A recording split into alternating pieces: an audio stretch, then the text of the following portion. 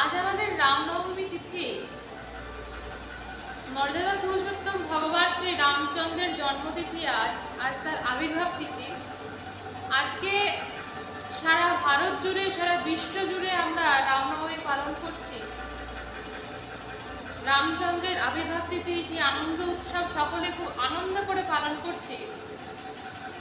তো সেই ভগবান শ্রী রামচন্দ্র সম্পর্কে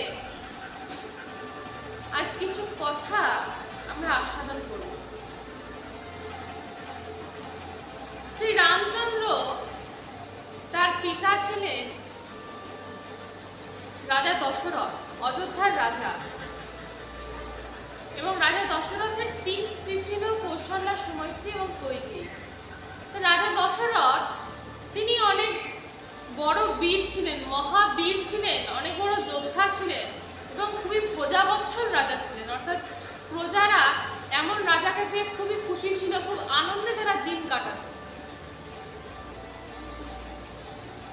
তো একদিন তিনি সাধারণভাবে যেরকম রাজ্যভার চালাচ্ছেন, তার প্রজারা সকলেই খুশিতে চলছে। তো একদিন হলো কি না, ওই স্বর্গরাজ্যের রাজা, অর্থাৎ স্বর্গরাজ্যের রাজা, দেবতাদের রাজা দেবরাজ ইন্দ্র, তিনি খুব বিপদে পড়েছে। কি বিপদ না, শম্ভরাসুর নামে এক অসুর তাদের স্বর্গরাজ্য আক্রমণ করেছে এবং খুব যুদ্ধ চলছে, খুবই যুদ্ধ চলছে, কিন্তু কিছুতেই শম্ভরাসুরকে হারানো যাচ্ছে না। তখন ইন্দ্রদেব কি করলেন না, ব্রহ্মার কাছে গেলেন যে ব্রহ্মদেব, আপনি কিছু বিধান দিন, কি করে আমরা বাঁচবো, কিছু বলুন। তখন ব্রহ্মদেব বললেন যে তুমি এক কাজ করো, তুমি দশরথের কাছে যাও, রাজা দশরথ, তার কাছে গিয়ে সাহায্য প্রার্থনা করো। যে ভগবান তিনি বলছেন দেবরাজ ইন্দ্রকে যে তুমি রাজা দশরথের কাছ থেকে সাহায্য প্রার্থনা করো, অর্থাৎ রাজা দশরথ যে কত বড় বীর, এর থেকেই প্রমাণ হয়ে যাচ্ছে তিনি কত বড় বীর ছিলেন যে দেবরাজ তার সাহায্য নিতে আসছে অসুর পরাস্ত করার জন্য। তো যাই হোক, দেবরাজ ইন্দ্র এলেন রাজা দশরথের কাছে। দেবরাজ ইন্দ্র এসছেন, রাজা দশরথ তো খুশিতে আত্মহারা, তিনি সঙ্গে সঙ্গে অতিথি আপ্যায়ন করছেন যে আপনি বসুন, তার আপ্যায়ন করছেন, কোনো আপ্যায়নের জন্য ত্রুটি না হয়। খুব খুশি হয়েছেন, তিনি বলছেন যে আমার তো সৌভাগ্য যে আপনি এসছেন, বলুন কি সেবা করতে পারি আপনার। দশরথ বলছেন,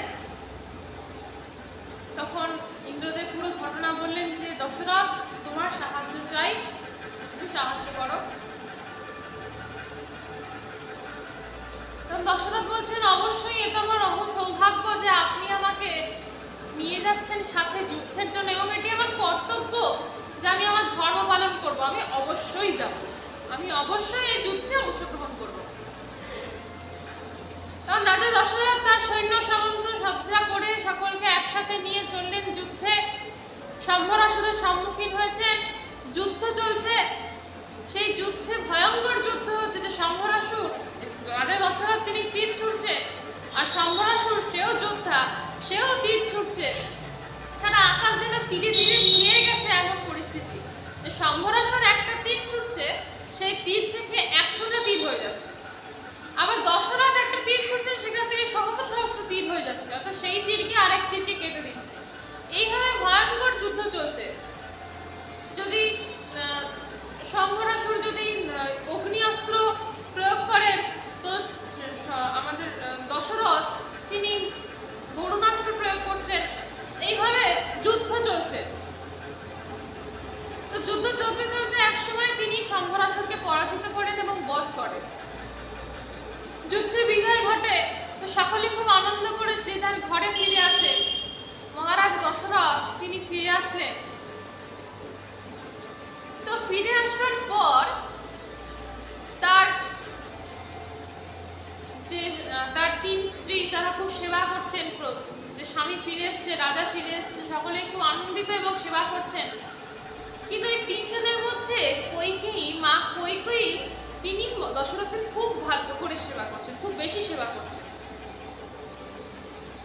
যাতে কোনো সমস্যা না হয়। তো তিনি দেখলেন যে রাজা ফিরেছেন, সবাই খুব খুশি, কিন্তু তবুও যুদ্ধ থেকে ফিরেছেন তো দেখে কোথাও কোথাও কেটে গেছে, কোথাও কোথাও থেকে রক্ত বেরোচ্ছে, এরকম ঘা বা কিছু ক্ষত আহত হয়েছে, সে আঘাত দেখা যাচ্ছে। তখন তিনি সঙ্গে সঙ্গে তাকে নিয়ে গিয়ে সেবা শুশ্রূষা করলেন, সেবা শুশ্রূষা করছেন, তাকে সুস্থ করে তুললেন সেবা করতে করতে, যাতে কোনো অসুবিধা না হয়, সব রকমের সেবা করলেন। তো এত সেবার ফলে রাজা দশরথ তিনি খুব প্রসন্ন হলেন মা কইকেয়ীর উপর। তাই তিনি বললেন যে কইকেয়ী, তুমি বর চাও, তুমি যে কোনো বর চাও, তুমি আমার এত সেবা করলে, তুমি যে কোনো বর চাও। তখন কইকেয়ী বলছেন, না প্রভু, তুমি তো আমার সবকিছু, তুমি আমার স্বামী, তুমি আমার কাছে রয়েছো, আমার কিছু বর দরকার নেই, আমার আর কোনো বরের প্রয়োজন নেই, তুমি আমার কাছে বর, তুমি রয়েছো তাতেই যথেষ্ট, আমার আর কিছু প্রয়োজন নেই। এই বলে তিনি চলে গেছেন। এবার কইকেয়ীর সাথে মন্থরার নাম আমরা শুনেছি। তো মন্থরা তখন কইকেয়ীকে বলছে, মন্ত্রণা দিচ্ছেন যে এরকম বলতে নেই, যখন কেউ বরদান করে এভাবে বলতে নেই যে না নেব না, তুমি বলো যখন প্রয়োজন হবে আমি তখন নিয়ে নেব, আমি চেয়ে নেব। তখন কইকেয়ী তাই করলেন। কইকেয়ী গিয়ে রাজা দশরথকে বললেন যে প্রভু, আপনি যে বর দেবেন আমি যখন আমার মনে হবে আমি আপনার কাছ থেকে চেয়ে নেব। দশরথ বললেন তথাস্তু, ঠিক আছে। এবার আবার যেভাবে সাধারণভাবে জীবন চলছে, রাজ্যপাট চলছে, সেভাবেই চলতে লাগলো। কিছুদিন পর দেখা গেল ওই রাজা দশরথের হাতের এক আঙুলে একটি রোগ বাসা বেঁধেছে। অর্থাৎ আঙুলের মাথায় ওই রক্ত জমে গিয়ে, অর্থাৎ পুজের মতো রক্ত জমে গিয়ে আঙুলটা ফুলে গেছে, অর্থাৎ পচে যাবে হয়তো এরপরে, এখন এরকম অবস্থা, নষ্ট হয়ে যাবে।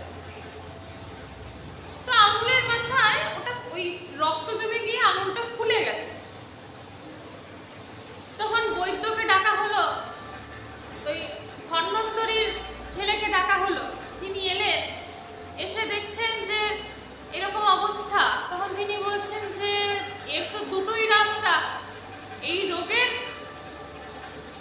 যদি সুস্থ হতে হয় তাহলে দুটোই রাস্তা, কি না এক হর্তকীর জলে রোজ আঙুলটা চুবিয়ে রাখতে হবে, তাহলে বেশ কিছুদিন সময় লাগবে কিন্তু সেরে যাবে। আর এক, যদি মানে এখনই যদি কমাতে হয় ওই অসুখ, তাহলে আরেকটি হলো, যদি কেউ ওই আঙুলের যে পুজ রক্ত বা জমে রয়েছে সেই আঙুলটা যদি কেউ মুখে নিয়ে শুষে নেয় ওই রক্তটা, তাহলে সঙ্গে সঙ্গে সেরে যাবে। তো যেই না শোনা, মা কইকেয়ী ভাবলেন যে আমারই তো স্বামী, আমি কেন করতে পারবো না, তার সেবার জন্য এটুকু তো করতেই পারি আমি। তো সঙ্গে সঙ্গে তিনি বললেন আমি করব। তো মা কইকেয়ী তখন ওই আঙুলটি নিয়ে তিনি শুষে নিলেন, ওই রক্ত তিনি শুষে নিলেন। তো এরকম একটি কাণ্ড সাধারণত কেউ করতে পারবে না, সবারই ঘেন্না লাগবে, স্বাভাবিক বিষয়, কেউই করতে পারবে না। তো তিনি এটা করলেন। এটা দেখে রাজা দশরথ তিনি তো খুবই খুশি, তিনি আপ্লুত হয়ে গেছেন, যে তিনি বলছেন যে কইকেয়ী, তুমি আবারও আমায় রক্ষা করলে, আমায় সুস্থ করলে, তুমি আমি তোমাকে আরো বর দিতে চাই, আরো একটি বর দিতে চাই, তুমি বর চাও, যে তুমি যে কোনো বর চাইতে পারো, তুমি বর চাও। তখন মা কইকেয়ী ওই মন্থরার যে কথা তার মনে রয়েছে, তাই তিনি বললেন যে মহারাজ, আমার যখন প্রয়োজন হবে, আমার যখন মনে হবে, আমি আপনার কাছ থেকে বর চেয়ে নেব। তো মহারাজ বললেন তাই হবে, কোনো সমস্যা নেই, তাই হবে। ঠিক আছে। তো এইভাবে তিনি সুস্থ হয়ে গেছেন, এইভাবে খুব ভালোভাবে রাজ্যপাট চলছে। কিন্তু রাজা দশরথের মনে এক কষ্ট রয়ে গেছে। কি কষ্ট না, স্বাভাবিক বিষয়, তার কোনো পুত্র সন্তান নেই। এবার পুত্র সন্তান না থাকলে তার তো রাজ্যপাট কেউ চালাতে পারবে না, তার কোনো পুত্র সন্তান নেই। তো বশিষ্ঠ মুনি গুরুদেব তিনি মহারাজকে জিজ্ঞেস করলেন যে মহারাজ, আপনার কি হয়েছে, আপনার মন খারাপ আমি দেখছি, আপনি বলুন আপনার কি সমস্যা, আপনি বলুন।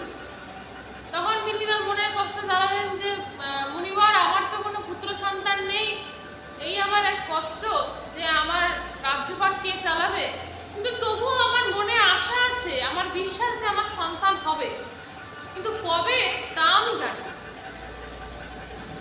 এখন রাজা দশরথের মনে এই বিশ্বাস কেন ছিল যে তার সন্তান হবেই, তার পুত্র সন্তান হবেই?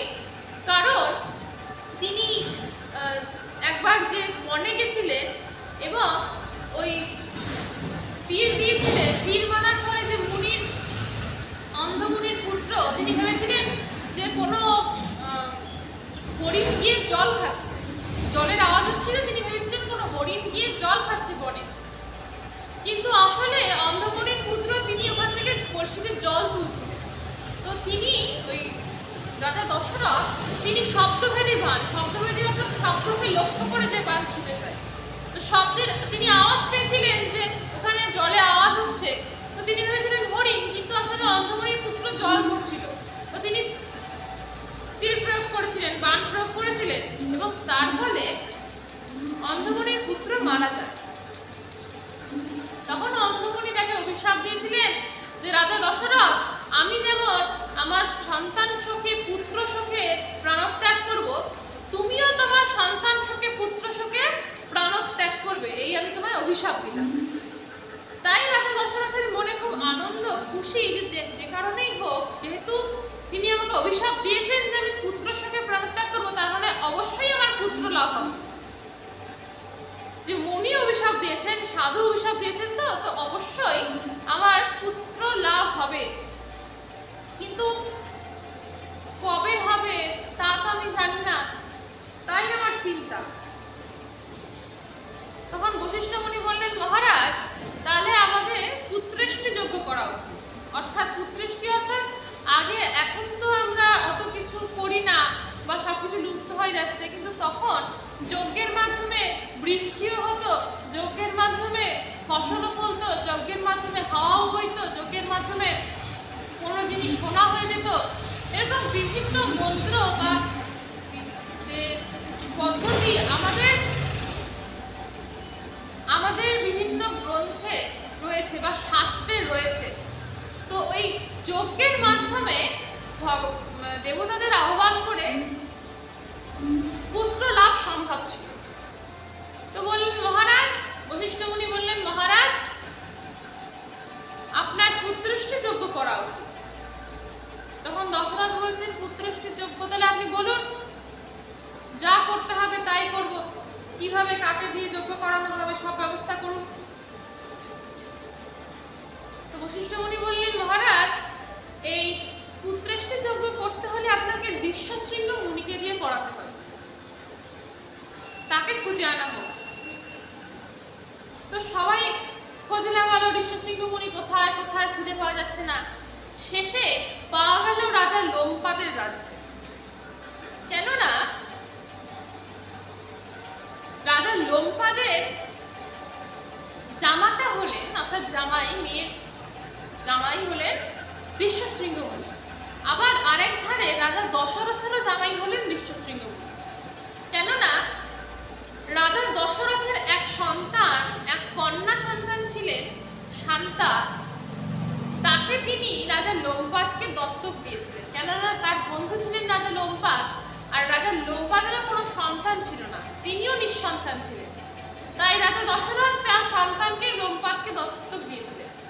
আর সেই লোমপাদের কন্যা শান্তার স্বামী হলেন ঋষ্যশৃঙ্গ মুনি। তাই রাজা লোমপাদের রাজা ঋষ্যশৃঙ্গ মুনিকে পাওয়া গেল। সেখান থেকে ঋষ্যশৃঙ্গ মুনিকে নিয়ে আসা হলো। এবার ঋষ্যশৃঙ্গ মুনিকে বলা হলো, ঋষ্যশৃঙ্গ মুনি বললেন, অবশ্যই, আমি তো আপনারও জামাতা, আমি অবশ্যই যজ্ঞ করব। তো যজ্ঞ শুরু হলো, সকলে বসলেন, যজ্ঞ শুরু হলো, ঋষ্যশৃঙ্গ মুনির পুত্রেষ্টি যজ্ঞ করতে বসলেন। যজ্ঞ সমাপ্তের পর সেই যে অগ্নিকুণ্ড থেকে এক দেবপুরুষ উঠলেন এবং একটি বাটি বলা যেতে পারে, এক পাত্রে পায়েস দিলেন, দিয়ে বললেন যে এই পায়েস যদি 3 মাকে খাওয়ানো হয়, তবে তাদের সন্তান লাভ হবে। তো সেই পায়েস নিয়ে গিয়ে দেওয়া হলো এবং মা কৌশল্যা, সুমিত্রা এবং কইকেয়ী তারা গ্রহণ করলেন। তারপর তাদের সন্তান হলো 4 পুত্র সন্তান, রাম, লক্ষ্মণ এবং ভরত, এদের মধ্যে সব থেকে বড় হলেন শ্রী রামচন্দ্র, যার আজ, যিনি আমাদের পরম ভগবান, যিনি মর্যাদা পুরুষোত্তম, তার জন্ম হলো, তিনি হলেন তাদের সকলের মধ্যে বড়। যার আজকে আবির্ভাব তিথি আমরা সকলেই উৎসব পালন করছি, সেই শ্রী রামচন্দ্রের রামনবমী ব্রত পালন করার কথা মহাপ্রভু স্বয়ং বলে গেছে যে অবশ্য পালনীয়। শ্রী রামচন্দ্রের ব্রত অবশ্য পালনীয়। সেই শ্রী রামচন্দ্রের ব্রত আমরা সকলেই পালন করব এবং সেই রামনবমী আমরা আনন্দ করব, রামনবমী পালন করব, খুব আনন্দ করব। আর এই রামনবমী এক পুণ্য তিথি। বলা হয় যে শ্রী রামচন্দ্রের এই আবির্ভাব তিথিতে সকল দেবতাগণ আজকের দিনে অযোধ্যায় আসেন। অযোধ্যায় এসে নদীতে স্নান করেন। সেই পুণ্য তিথিতে তারা খুব আনন্দ করেন, প্রভুর পূজা দেখেন, প্রভুকে দর্শন করেন। আজকের দিনে সকল দেবতাগণ অযোধ্যায় তারা দর্শন করতে আসেন এবং আজকে পুণ্যতিথি বলা হয় সব স্থানেই, সব পুণ্য নদীতে সকলে স্নান করেন, পুণ্য লাভ করেন, প্রভুর কৃপা লাভ করেন। তো আজকের দিনে আমরা সকলেই প্রভুর আবির্ভাব তিথি পালন করব, মহাপ্রভুর বলে যা ব্রত পালন করব এবং খুব আনন্দ করব। এই বলে আজ গ্রন্থের এখানেই